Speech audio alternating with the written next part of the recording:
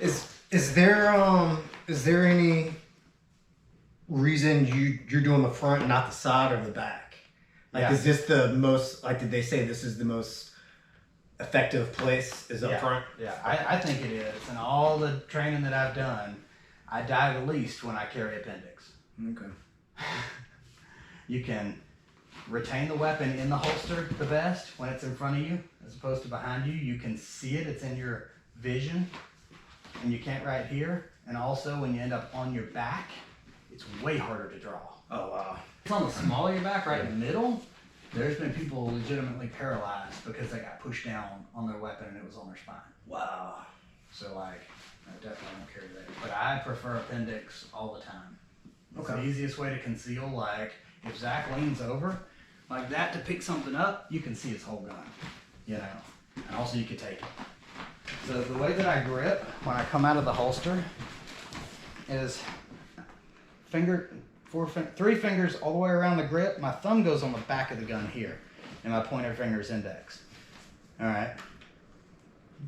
As you come up, then that thumb just rolls around down to the side, and that ensures if you have that thumb up high, tight on the back of the gun, as you grip it and you come out and you roll it over, that ensures that your hand is really high up on the grip, and that's really important to manage recoil. All right, and then that thumb can stay up to kind of keep the slide clear as you're shooting from retention. Just rip your shirt up. Don't try to be dainty about it.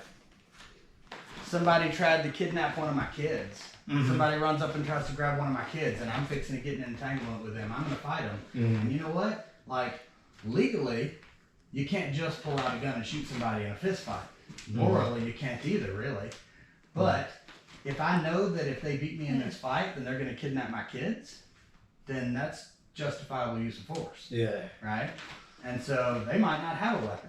Or I might not know if they have a weapon. But I know I need to end this altercation as quickly as possible. Alright, so the idea here is I want to be in clinch range with him.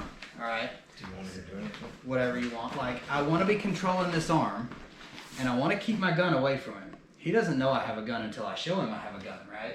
So I want to control that range. So I want to keep him away from that gun. I'm going to turn my body, and as I draw, I'm going to come up to here. All right? We'll call this the thumb pectoral index. We're going to draw tight up to right here. And the reason being, my hand can be here, my hand can be here, my hand can be here, I can be blocking, but wherever it is, this gun is pointed at a downward angle. All right, it's gonna clear my arm. I'm checking my muzzle. It's gonna clear my arm, and I'm gonna shoot him in the pelvis, right? And that's okay because a pelvis shot puts somebody down. You break their hips and their pelvis, all right? And so, like, when we get on the range, we're not gonna do this with our arm out in front of us. We're gonna keep our arm on our chest to make sure that we don't shoot ourselves. But for the purposes of knowing how to actually apply this, I wanted to kind of run through it dry in here and be able to like go a little bit live without anybody getting shot, right? So like if we were here, if you were assaulting me,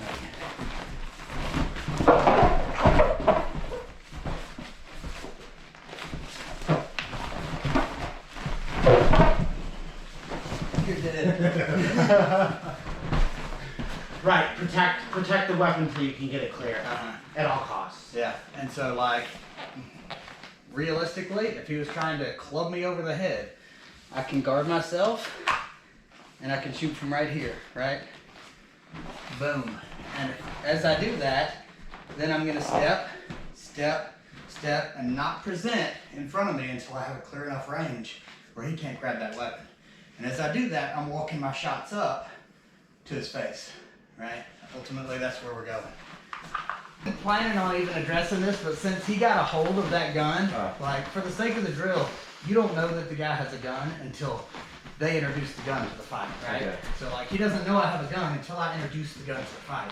But when I went for it, he saw it and he went for it too, before I got it out of the holster. So in that case, all I'm doing, even if his hand gets on it first, I'm stuffing it into the holster. Keep it in the holster. He can't hurt you with it then. until I can get away from him and make space. Wow.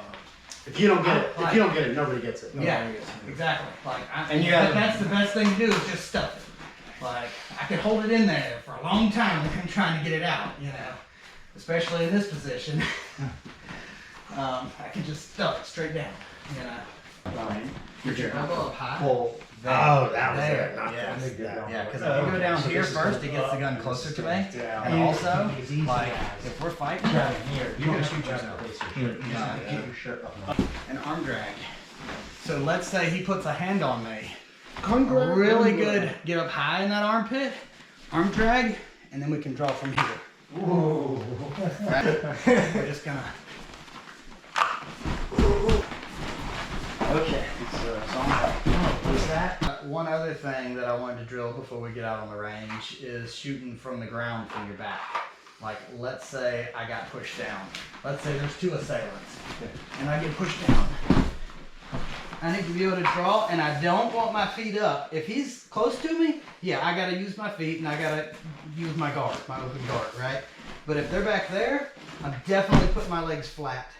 Because what'll happen is you'll go bang, bang, bang, bang, bang, Ooh. and shoot your leg, right? Legs flat.